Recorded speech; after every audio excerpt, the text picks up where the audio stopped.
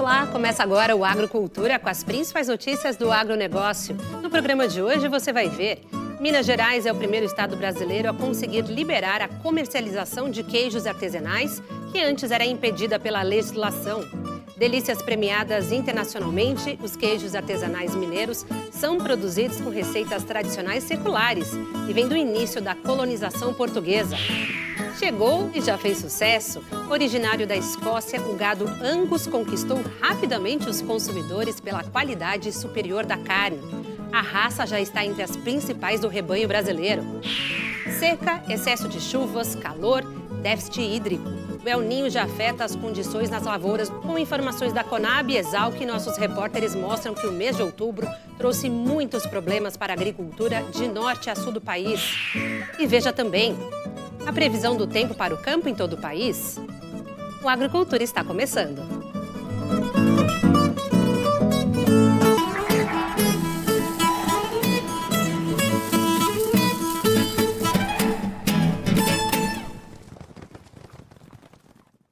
Vamos falar agora sobre o queijo artesanal mineiro, uma delícia reconhecida internacionalmente. A produção de queijos artesanais em Minas é herança dos portugueses, que durante a colonização atravessaram o estado em busca de ouro e pedras preciosas. Há algum tempo, a comercialização dos queijos artesanais foi inviabilizada por uma lei federal. Mas hoje os obstáculos foram removidos e todo mundo pode saborear delícias como os queijos artesanais do município histórico do Cerro, onde os produtores seguem uma receita tradicional que tem mais de 300 anos de existência. O queijo Minas artesanal do Cerro, com seus saberes e sabores da tradicional culinária mineira desenvolvidos nas fazendas do interior, de tão famoso, se tornou o primeiro patrimônio imaterial de Minas. Em seguida, virou Patrimônio Cultural do Brasil pelo IPHAN, Instituto do Patrimônio Histórico e Artístico Nacional. Visitantes de outros países que estiveram na cidade do Cerro se encantaram com o sabor único e o queijo da região já é conhecido pelo mundo. A receita deste sucesso começou há 300 anos com os imigrantes portugueses que chegaram à região do Cerro com a ideia. Ensinaram métodos e deixaram a herança imortalizada pela autenticidade. Cilíndrico, casca amarelada com crosta fina, massa esbranquiçada, sabor inconfundível. Seu Jorge conhece bem o verdadeiro queijo do Cerro. A fabricação histórica que passa de pai para filho é tradição e cultura da região. Antes havia um entrave, uma lei da década de 1950. Para nós, a produção artesanal, não existia lei. Existia uma lei para queijos a nível nacional, resolução federal, para então queijos pasteurizados. E lá nessa resolução tinha lá uma questãozinha que falava do queijo artesanal, que podia ser comercializado se tivesse um prazo superior a 60 dias. Quer dizer que nós estávamos proibidos de produzir. O queijo Minas artesanal é feito com leite cru, o que, do ponto de vista sanitário, demanda cuidados especiais na fabricação. O queijo feito de leite cru possui bactérias endógenas selvagens que estão presentes no produto e que dão sabor e aroma, né? São bactérias específicas de cada região. No entanto, também podem estar presentes as bactérias patogênicas que causam mal para a saúde do consumidor. E o período de maturação ele é muito importante para a eliminação dessas bactérias e para a formação de sabor e aroma. A legislação federal permite a produção de queijos com leite cru. No entanto, esse queijo tem que maturar por pelo menos 60 dias. No caso de Minas Gerais, foram feitos alguns estudos que atestam que o queijo estaria adequado para o consumo em menos tempo. Então, foi adotado pela legislação o tempo de 17 dias para os queijos do Cerro, da região do Cerro, e 22 dias para os queijos da Canastra e as demais regiões. Os produtores do Cerro se organizaram e se adequaram ao SISB, Sistema Brasileiro de Inspeção de Produtos de Origem Animal. E em 2002, uma lei autorizou e reconheceu esta produção. Para a certificação, normas sanitárias foram estabelecidas, como examinar e vacinar o gado, filtrar e analisar o leite, montagem de estrutura específica para a produção do queijo e uso de equipamentos de proteção individual na fabricação. Com a profissionalização, o queijo pôde ser fabricado e comercializado nacionalmente. Você vai escolher o modo de você processar, fazer a coisa. Então, se a gente tem um equipamento muito bom, que vai te dar uma qualidade no leite, para o leite chegar lá dentro, na hora de fazer o queijo, você tem uma qualidade de leite. Porque sem um leite de qualidade, você não faz um queijo de qualidade. É aqui que é fabricado o queijo. E nessa sala acontece um processo super importante, a colheita do pingo. Essas gotinhas vão ajudar na fabricação do queijo de amanhã. O pingo é um soro que atua como fermento lácteo natural, um ingrediente que colabora também para o paladar. O aroma e a textura do queijo artesanal têm relação com o tempo de armazenamento, que vai definir o produto como fresco, meia cura ou maturado. A classificação depende também do tipo de leite, coagulação, consistência da massa, teor de gordura e tipo de casca. O IMA, Instituto Mineiro de Agropecuária, fiscaliza o processo de produção para que o queijo seja comercializado. E isso é fiscalizado pela Gerência de Inspeção de Produtos de Origem Animal do IMA, que faz o registro e também as fiscalizações a campo para verificar as condições, né, de conformidade em relação a essa legislação. O IMA, além de fiscalizar, também emite certificações. São selos que garantem que aquele produto tem um algo a mais. O Certifica Minas, por exemplo, atesta respeito à sustentabilidade durante a produção. E o selo Arte permite ampliar a comercialização. Então agora a gente tem desde abril do ano passado o IMA, que a gente pode comercializar dentro do estado de Minas Gerais. E agora a gente está fazendo o selo Arte, que é para a gente comercializar em todo o território nacional. E veja a seguir no Agrocultura. Fenômeno El Niño já traz ameaças à agricultura de norte a sul do país. Veja como o clima afetou as lavouras no mês de outubro.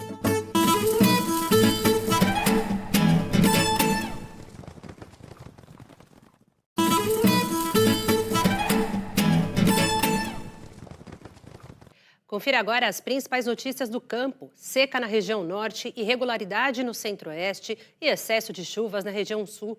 Sem contar as temperaturas acima da média, que aumentam a evaporação e agravam o déficit hídrico. O fenômeno El Niño já está afetando a condição das lavouras de norte a sul do país. Não é à toa que o mês de outubro não foi nada fácil para a agricultura brasileira, como mostram nossos repórteres com informações da Conab e da Exalc. Aqui em Santa Catarina, o mês de outubro foi marcado pelas fortes chuvas que atingiram praticamente todo o estado e provocaram prejuízos em várias produções. Foram identificadas perdas significativas em muitas lavouras catarinenses, as quais tiveram o seu desenvolvimento inicial comprometido pelas chuvas. E também algumas áreas deverão ser replantadas após os alagamentos. No Rio Grande do Sul, a situação não é muito diferente. Depois do término do vazio sanitário, teve início o período recomendado para a semeadura da soja, que vai de 1º de outubro até janeiro de 2024. Porém, segundo a Emater, as operações de semeadura ainda estão no início no estado devido ao excesso de chuvas, consequência do fenômeno El Niño. Os volumes de chuva registrados desde setembro até outubro no estado gaúcho atrasaram a colheita das culturas. Veja agora os efeitos no clima no Paraná com a repórter Débora Evangelista. Pois é, Léo. Aqui no Paraná, as chuvas acima da média registradas em outubro provocaram perdas na qualidade da produção. As lavouras de trigo, à espera da colheita, tiveram piora nas condições. Atualmente, 42% das áreas restantes são classificadas como boas, menos da metade. As primeiras safras de soja e milho que estão sendo plantadas também sofreram com as condições climáticas, embora os impactos sejam mais pontuais. O milho já sentiu mais as chuvas de outubro. Primeiro por ter sido plantado antes da soja e depois por estar concentrado mais ao sul do estado, onde as chuvas foram mais abundantes. Veja agora os efeitos do clima em Minas Gerais com o repórter Henrique Silva. Pois é, Débora, aqui em Minas Gerais foram registrados chuvas de até 150 milímetros. Na região sudeste, o armazenamento de água no solo variou de 15% a 45%. Já em relação à temperatura, prevaleceram mínimas de 17 a 21 graus. Esse tempo misto fez as operações de semeadura serem interrompidas em diversas regiões em decorrência da irregularidade das chuvas. Em Minas Gerais, a semeadura do milho ainda está incipiente e concentrada nas áreas que foram irrigadas. Nas áreas de sequeiro, a semeadura avança lenta e pontualmente, aguardando condições mais favoráveis de umidade do solo. Já em relação ao feijão, 22,9% das lavouras foram implantadas até o momento. Os produtores mineiros aguardam agora chuvas mais regulares e também volumosas para imprimir maior velocidade nas operações de semeadura. Bom, e nós vamos ver agora os efeitos do clima no Mato Grosso do Sul com o repórter Rafael Ferreira. Pois é, Henrique, aqui no Mato Grosso do Sul, no mês de outubro passado, a semeadura da soja alcançou 52% da área projetada e foi mais avançada nas regiões norte e sul, segundo a ProSoja MS. No entanto, precipitações pontuais na segunda metade de outubro favoreceram o progresso das operações. Em Goiás, a semeadura atingiu 31% da área prevista e evoluiu lentamente devido aos baixos volumes de chuva registrados no mês. Principalmente em áreas de sequeiro foi necessário realizar a ressemeadura. E em algumas áreas, a operação foi paralisada em função da escassez de chuvas. Veja agora os efeitos do clima em Sergipe com a repórter Selma Souza. Pois é, Rafael, aqui em Sergipe os efeitos do clima foram positivos para a safra da cana-de-açúcar. A moagem da cana em Sergipe e em boa parte dos estados do Nordeste e também do Norte teve um avanço no acumulado se comparado à safra anterior.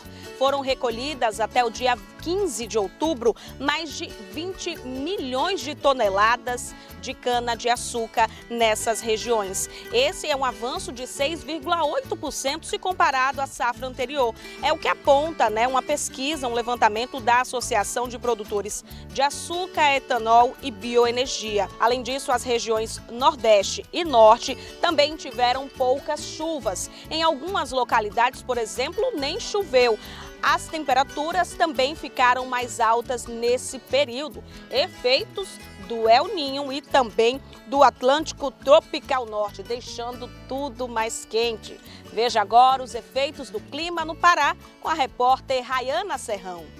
Pois é, Selma, aqui no Pará, o mês de outubro foi marcado pela seca e a falta de chuvas. Bancos de areia formados pela baixa do rio ameaçaram a navegabilidade e o volume de cargas precisou ser reduzido para garantir o transporte de grãos em Santarém, na região oeste do estado. No Amazonas, as áreas rurais foram afetadas. A estimativa é que 60% dos 330 mil produtores da região já estejam sendo afetados, enfrentando queda na produção. O milho cresceu pouco, as cebolas estão pequenas e a lavoura de melancia foi abandonada antes de as plantas rasteiras darem frutos. Em Roraima, a forte estiagem prejudicou a produção do pescado no estado. A estimativa da Superintendência Federal da Pesca e Aquicultura é que 30% dos pescadores tenham sido prejudicados com a seca. Veja agora os efeitos do clima em São Paulo com o repórter Júlio Penariol. Pois é, Rayana, aqui na região de Bauru, no centro-oeste paulista, a chuva veio forte e em alguns municípios superou a casa dos 150 milímetros. Foi o outubro mais chuvoso dos últimos 5 anos e também um dos mais quentes, com temperaturas máximas na faixa dos 35 graus. Com isso, o armazenamento hídrico no solo ficou entre 30% e 45% aqui na região. Esses fatores contribuíram para o bom desenvolvimento da cana-de-açúcar, que está em fase de crescimento e que será colhida no próximo ano. Já a colheita das plantações maduras sofreu um pequeno atraso por conta das chuvas, mas as usinas operam com força total. O grande volume de chuvas atrapalhou também o plantio do milho e da soja na região. Nenhuma das culturas atingiu mais que a metade da semeadura em outubro, mas a expectativa é que o plantio avance bem em novembro. Veja agora os efeitos do clima aqui pertinho, na região central paulista, com o repórter Chico Lourenço. Pois é, Júlio, aqui em Araraquara, na região central do estado de São Paulo, o excesso de chuvas de outubro prejudicou a semeadura de grãos, principalmente a soja. Houve atrasos por causa de chuvas volumosas e até dificuldade de acesso a algumas propriedades, inclusive prejudicando o tráfego de máquinas agrícolas. A moagem de cana-de-açúcar na primeira quinzena de outubro registrou crescimento de 17% na comparação com o mesmo período do ciclo passado, mas o ritmo de processamento desacelerou quando comparado com a quinzena anterior. Isso por causa do maior índice de chuvas que atingiram as regiões de colheita no período. Na primeira quinzena de outubro, o estado de São Paulo estava atrasado 16 milhões de toneladas, enquanto outros estados do Centro-Sul avançavam 3,4 milhões de toneladas acima da referência. Veja agora o resultado dos efeitos do clima no litoral paulista com o repórter Matheus Alves. Pois é, Chico, aqui no litoral paulista e Vale do Ribeira, a chuva castigou não só os moradores, como também a produção agrícola. Plantações de bananas ficaram completamente destruídas e alagadas por conta das fortes chuvas que atingiram a região. De acordo com o Sindicato Rural do Vale do Ribeira, o prejuízo chegou a 50 milhões de reais. Segundo o boletim de monitoramento agrícola, divulgado pela Companhia Nacional de Abastecimento, os altos volumes de chuvas impactaram negativamente os cultivos de inverno e verão. E agora vamos saber do tempo para o campo com Stael Cias, da Metsul Meteorologia de São Leopoldo, no Rio Grande do Sul, especialmente para o Agrocultura.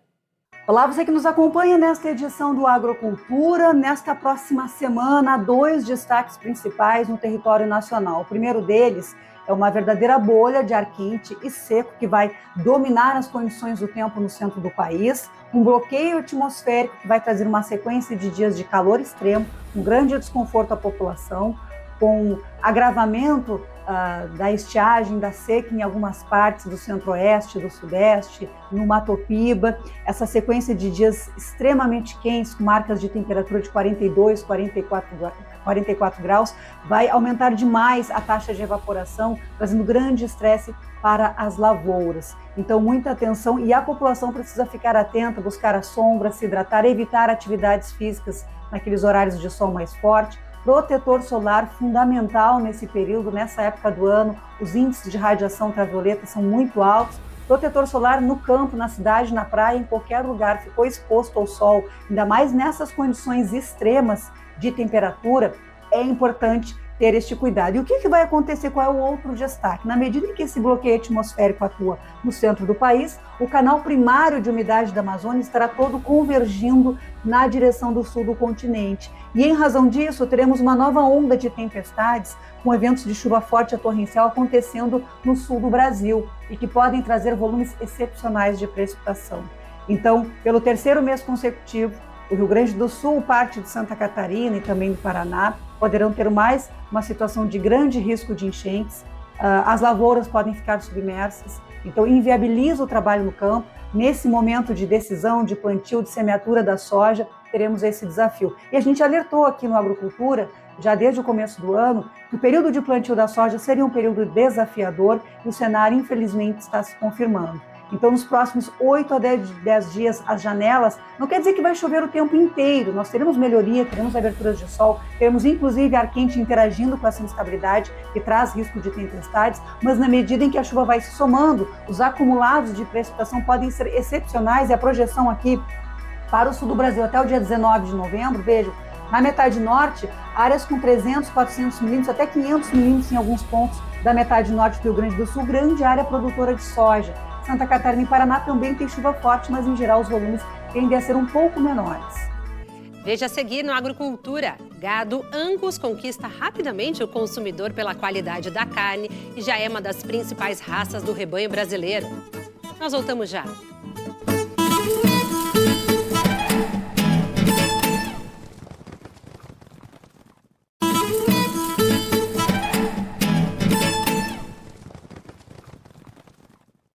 Da Escócia para o Brasil, esse foi o caminho percorrido pelo gado Angus. A raça está entre as principais que compõem o rebanho brasileiro.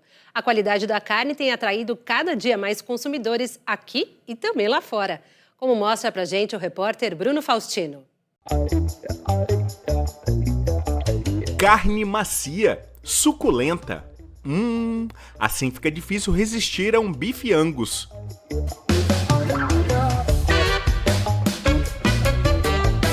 Mas para chegar assim ao prato, há muita história e muito trabalho lá no pasto.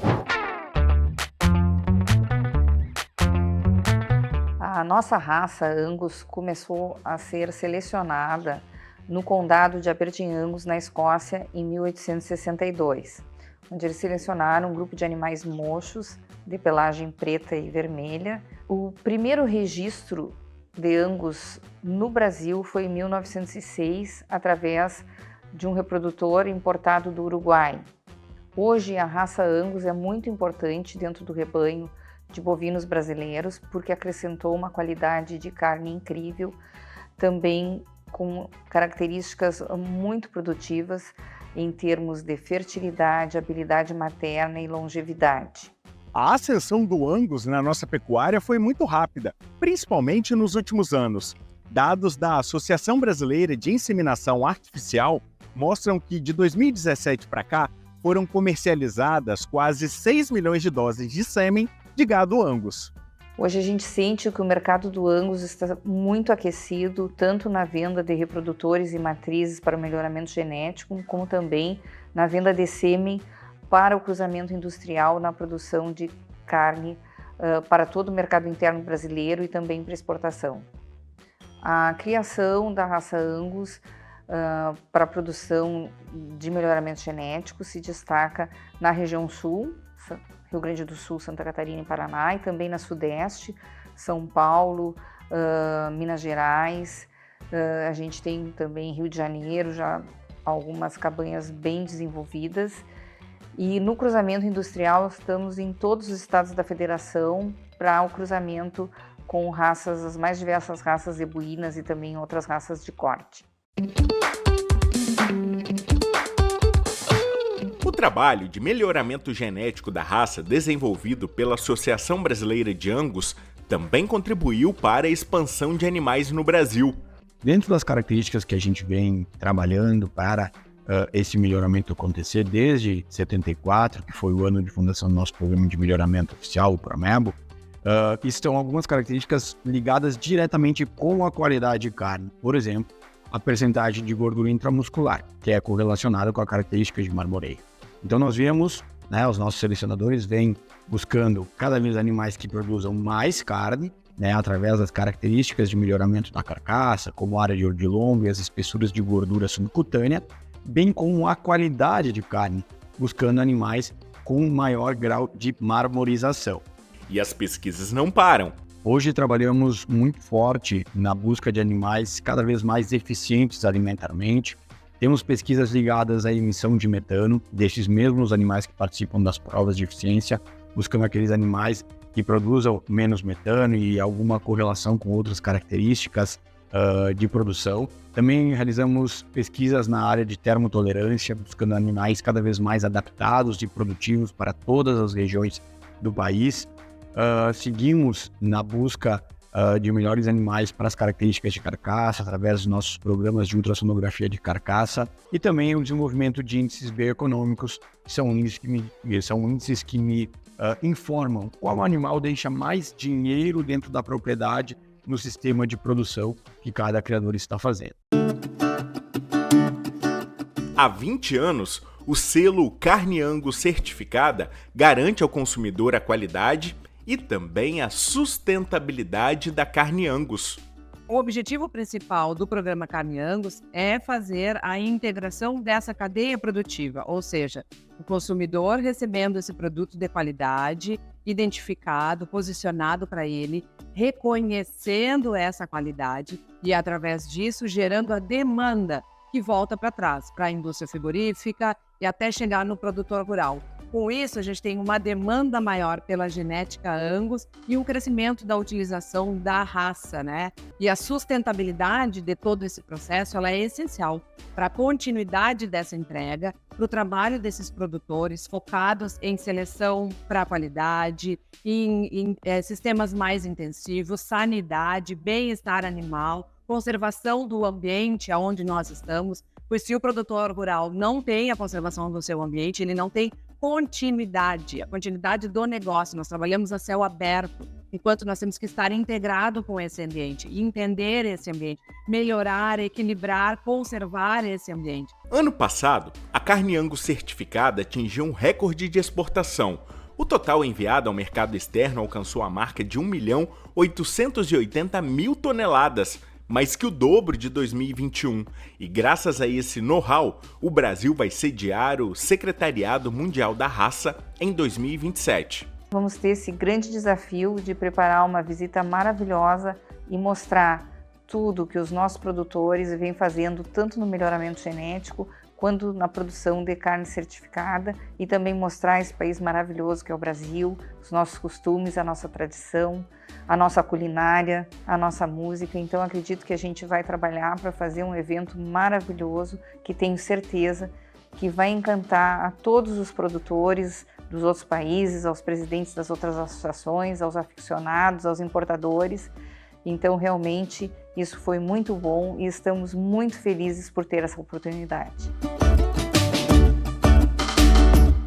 O Agrocultura de hoje termina aqui. Obrigada pela sua companhia e até o próximo domingo. Uma ótima semana para todos.